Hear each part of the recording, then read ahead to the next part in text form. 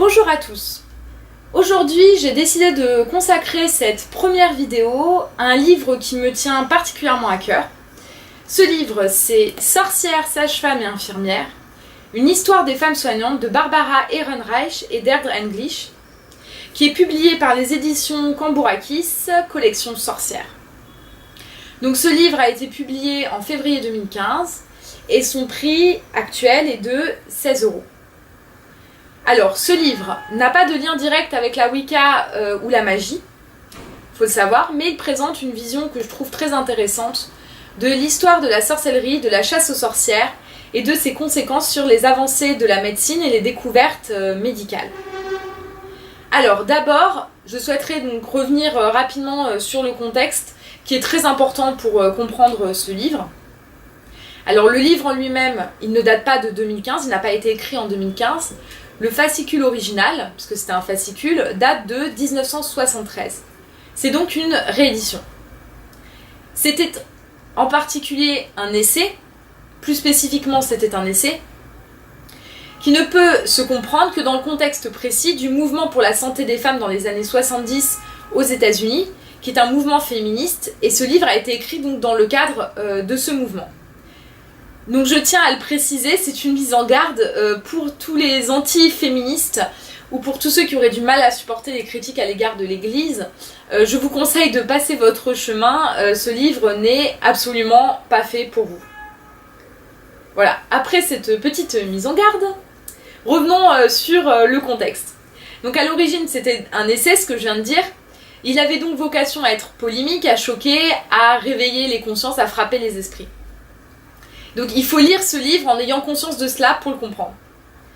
D'ailleurs, vous avez deux introductions écrites, donc une en 2014 par les auteurs, qui revient sur le contexte historique dans lequel le livre a été écrit, mais également une donc, qui date de 1973, qui est celle du fascicule, qui est reproduit, qui également approfondit le mouvement pour la santé des femmes des années 70, explique ce que c'est en fait.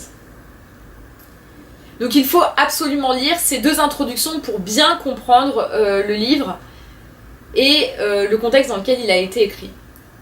Alors, je vais rapidement revenir sur ce qu'est le mouvement pour la santé des femmes. Donc c'est un mouvement féministe qui a été créé dans les années 70 et qui a démarré avec le succès d'un premier ouvrage qui a été publié avant celui-ci, qui s'appelait Our Bodies, Ourselves, qui a été écrit par le Boston Women's Health Collective, et qui a été publié au début des années 70, traduit en 13 langues et qui s'est vendu à des millions d'exemplaires dans le monde. Qui a été vraiment un succès pour les livres, parmi les livres féministes. Donc le premier essai, Our Bodies, Ourselves, avait pour objectif d'informer les femmes sur leur corps afin qu'elles puissent se le réapproprier, le redécouvrir. En effet, pour ce mouvement, dans les années 70, la soumission des femmes est particulièrement présente dans le domaine médical. Et on a retiré aux femmes les droits qu'elles peuvent avoir sur leur propre corps, du fait du paternalisme, c'est-à-dire de la condescendance, du sentiment de supériorité des médecins sur leurs patientes, mais également de l'omniprésence, la présence très forte des hommes dans le corps médical, parmi les médecins. Donc ce livre abordait des questions essentielles, telles que l'accouchement, les règles, ou encore la ménopause pour pouvoir informer les femmes.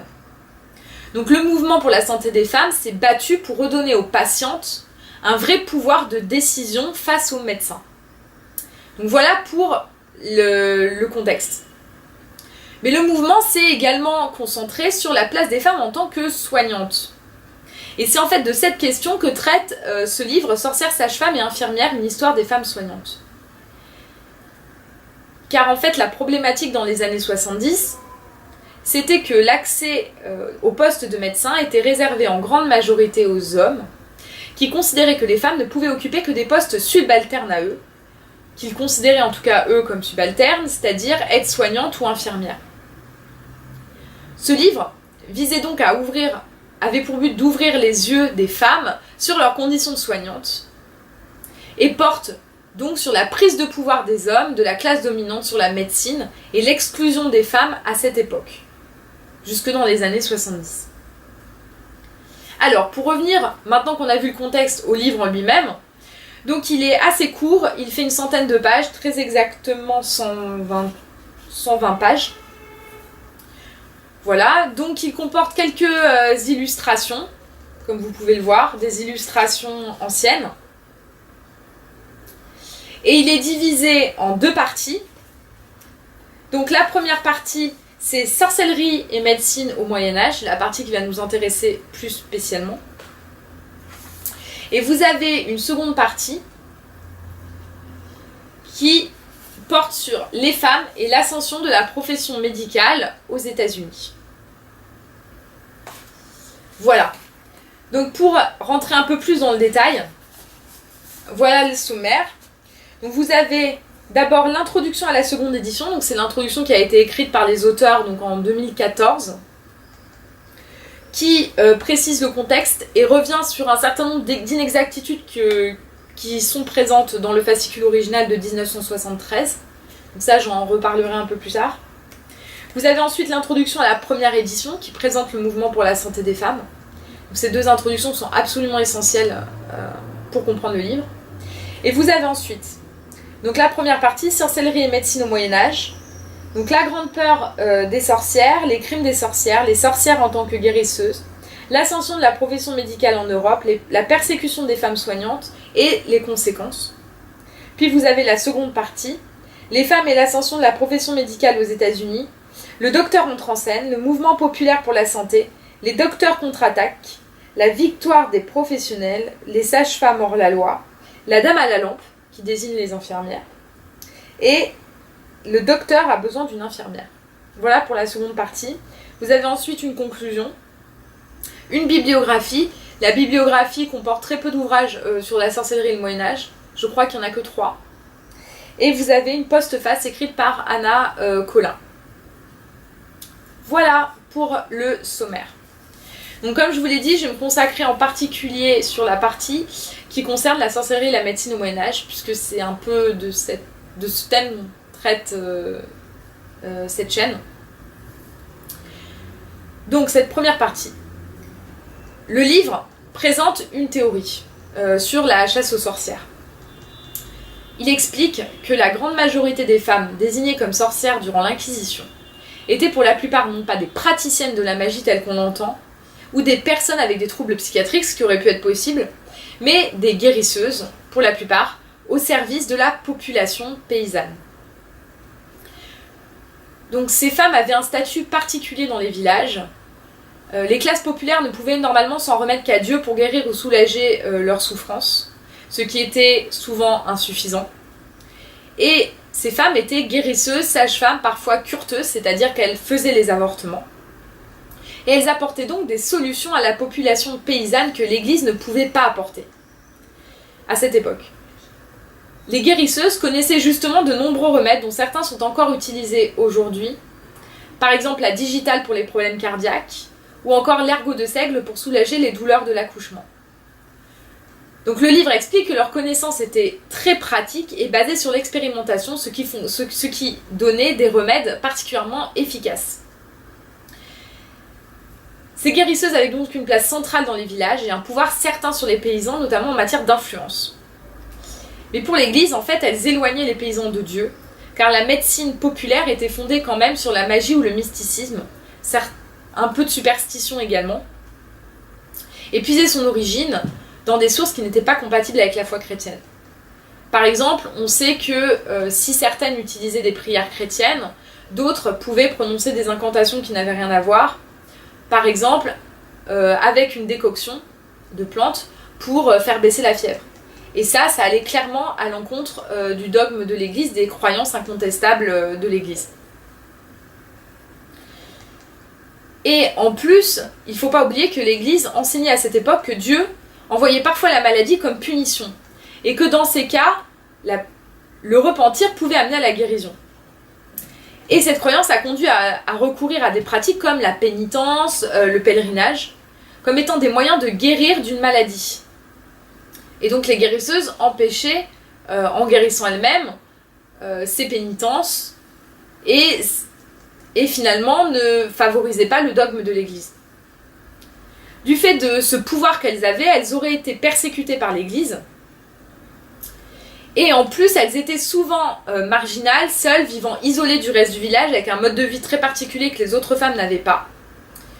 Et donc, on a considéré qu'il fallait les éliminer.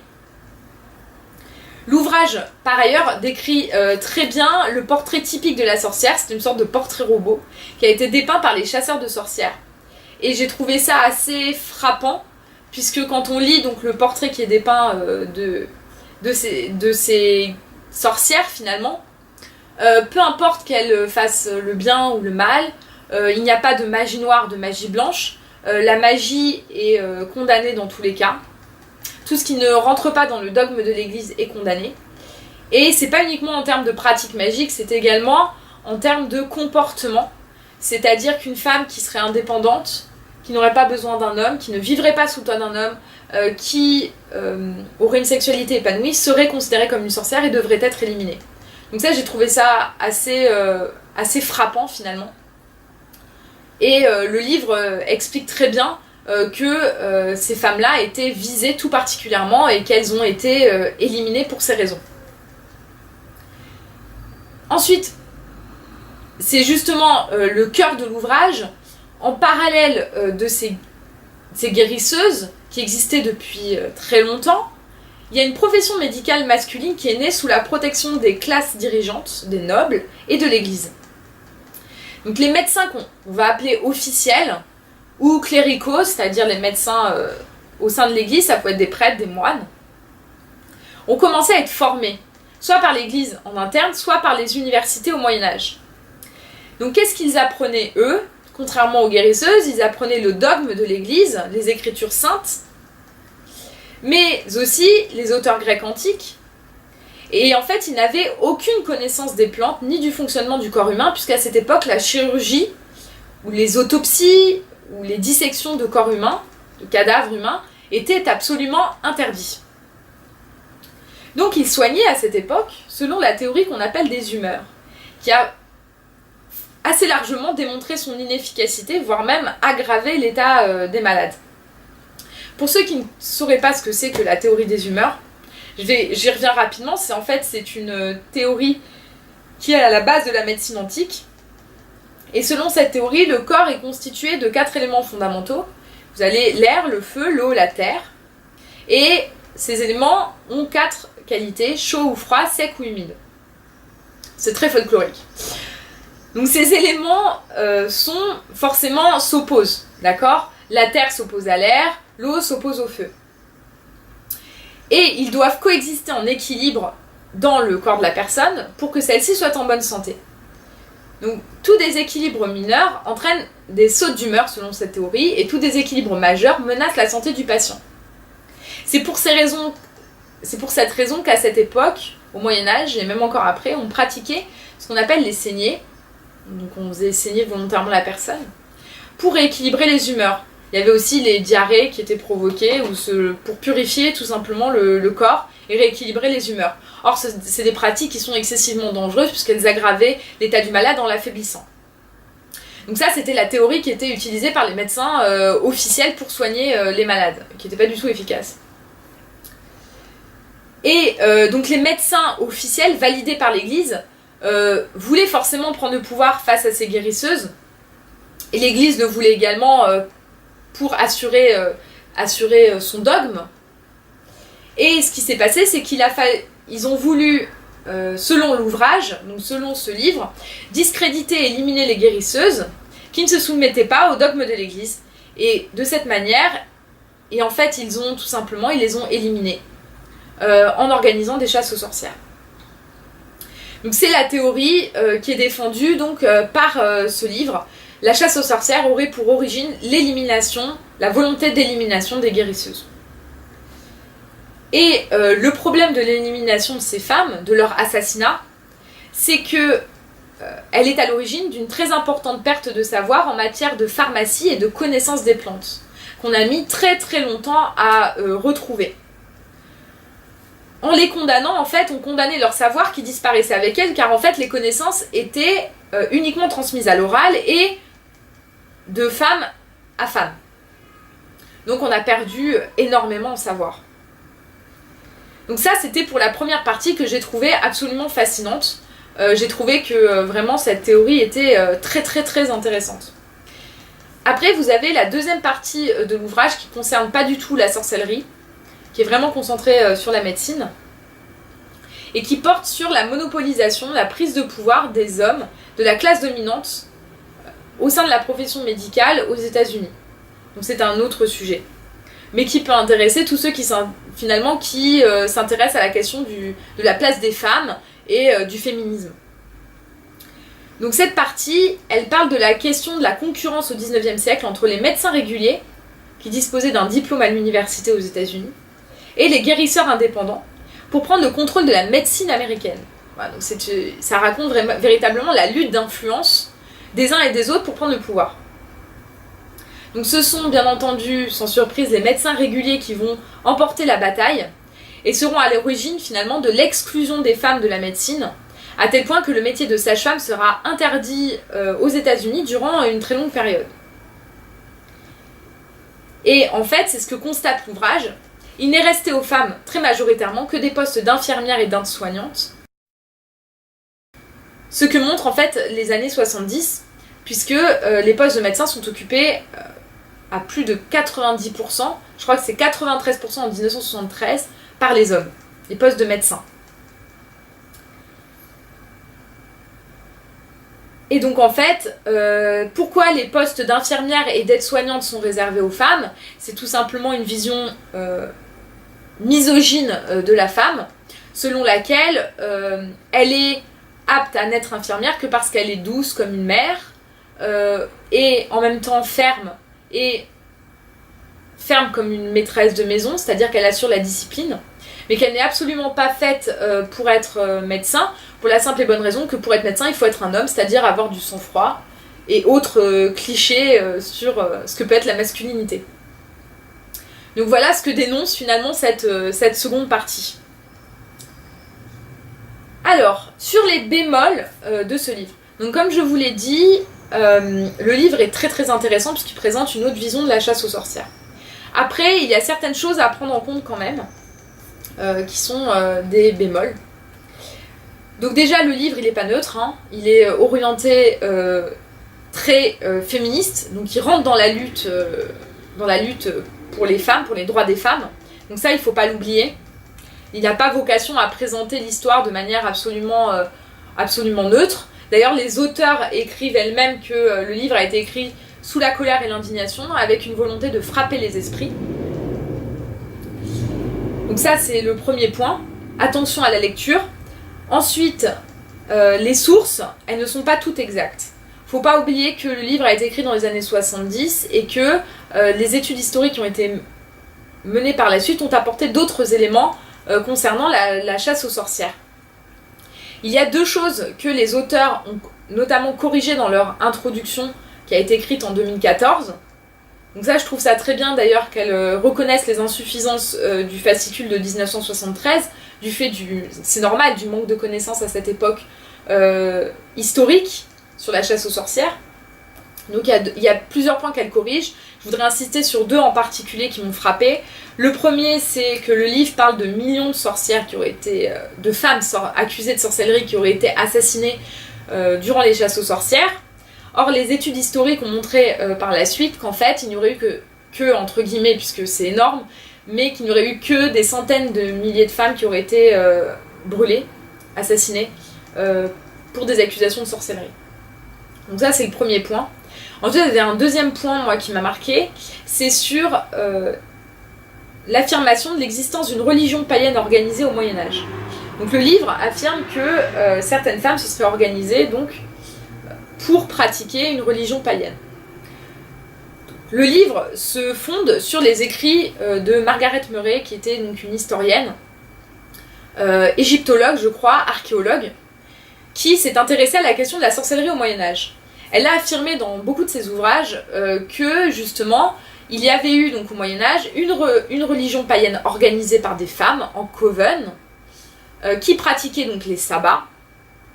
Donc les covens, c'est des assemblées de sorcières, de 13 sorcières plus spécifiquement, et donc il y aurait eu un véritable culte païen au Moyen-Âge.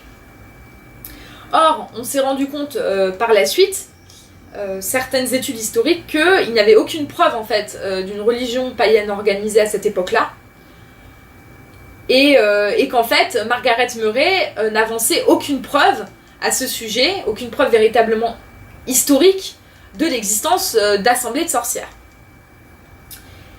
Et les études ont montré que finalement, ces assemblées de sorcières n'auraient peut-être tout simplement pas existé, que ça aurait été l'imagination de ces femmes, provoquée certainement par la consommation d'hallucinogènes, tels que la jusquiame, la belladone, la mandragore, et les superstitions, la peur du diable qu'il y avait dans les villages, qui auraient justement alimenté ces rumeurs de sabbat. Sans compter les aveux qui ont été faits sous la torture, avec peut-être des inquisiteurs qui soufflaient à ces femmes donc, qui étaient torturées ce qu'elles devaient dire, et qui auraient peut-être influencé les descriptions qu'elles auraient pu faire des sabbats. Ce qui aurait expliqué qu'il y aurait eu en fait des aveux similaires, des descriptions similaires de ces sabbats. Donc voilà, donc ça c'est vrai qu'il faut faire attention quand on lit, c'est-à-dire qu'il y a quand même, il y a eu des avancées en matière historique, d'études historiques sur la sorcellerie qui ne sont pas prises en compte, ce qui est normal puisque le fascicule a été publié à l'origine en 1973, et qu'il n'a pas été corrigé par la suite. Donc voilà, donc ça c'est pour les bémols de ce livre. Donc ce livre est très intéressant, je vous invite véritablement à le lire, surtout si vous avez, si vous êtes un peu féministe, vous avez un côté un peu féministe, c'est assez plaisant. Pour les autres, il donne quand même une vision très intéressante de la chasse aux sorcières avec une nouvelle théorie que personnellement je ne connaissais pas. Et donc voilà, donc je vous invite à le lire. Donc pour revenir à cette chaîne de vidéos, YouTube, elle a pour vocation normalement de parler plutôt de livres sur la Wicca et la pratique magique, plus globalement. Mais je trouve aussi important d'ouvrir un peu notre esprit à d'autres choses. Pourquoi pas à l'histoire de la sorcellerie, et même à d'autres ouvrages qui se rapprochent de tout ce qui est magie et sorcellerie. Donc c'est la raison pour laquelle j'ai souhaité expliquer en tout cas mon point de vue sur ce livre. Donc je vous remercie de m'avoir écouté. Alors la prochaine vidéo sera certainement consacrée à la critique d'un livre portant cette fois-ci sur la pratique magique. Si vous avez des questions, des remarques, si vous avez lu le livre et que vous avez une vision à apporter, une opinion, n'hésitez pas à me laisser un commentaire et à vous abonner si vous le souhaitez. Voilà, à bientôt!